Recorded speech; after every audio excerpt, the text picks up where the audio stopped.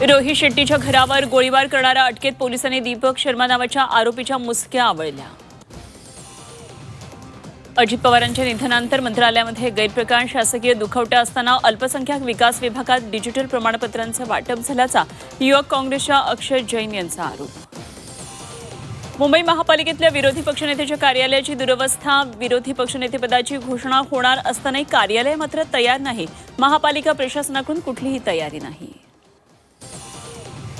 मंत्री नरहरी झिरवाळ आज सुनेत्रा पवारांची भेट घेण्याची शक्यता। मंत्रालयातल्या लाच प्रकरणानंतर झिरवाळ अडचणीत सुनेत्रा पवारांची भेट घेऊन सविस्तर माहिती देणार सूत्रांची माहिती। राज ठाकरेंकडून पुण्यातल्या मनसे नेत्यांची कानउघडणी। पुणे मनपा निवडणुकीतल्या निराशाजनक कामगिरीमुळे मनसे नेत्यांना झापलं। बैठकीमध्ये पदाधिकारी पराभूत उमेदवारांची खरडपट्टी। कोल्हापूर झेडपीमध्ये सत्ता स्थापनेचा पेच। भाजप पहिल्या सव्वा वर्षाच्या अध्यक्षपदासाठी आग्रही। भाजपच्या भूमिकेमुळे नंबर 1चा पक्ष राष्ट्रवादीची अडचण।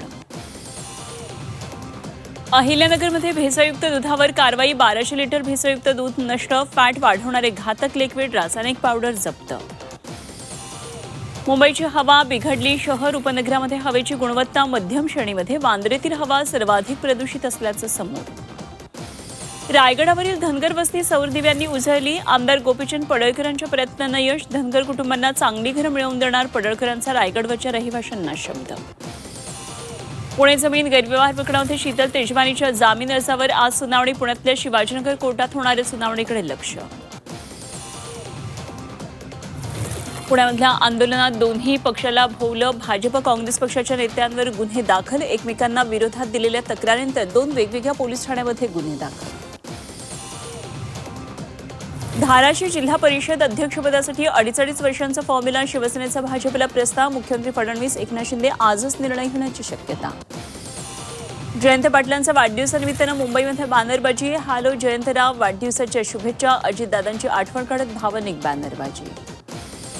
मुलुंड दुर्घटनेनंतर MMRDA प्रशासनाला जाग। मेट्रो 4 आणि 4A संपूर्ण मार्गिकेची सुरक्षा तपासणी होणार तर 5 आरोपींना 18 फेब्रुवारीपर्यंत पोलीस कोठडी। दोघे फरार। सायबर भामट्यांचा 2 जणांना 15 लाखांचा गंडा। नाशिकमधल्या दोघांना 15 लाखांना गंडवलं। 2 वेगवेगळ्या घटनांमध्ये फसवणूक। टीम इंडियाच्या विजयानंतर पाकिस्तानच्या चाहत्यांचा राग अनावर। पाकिस्तानच्या चाहत्यांनी पुन्हा एकदा फोडले टीव्ही।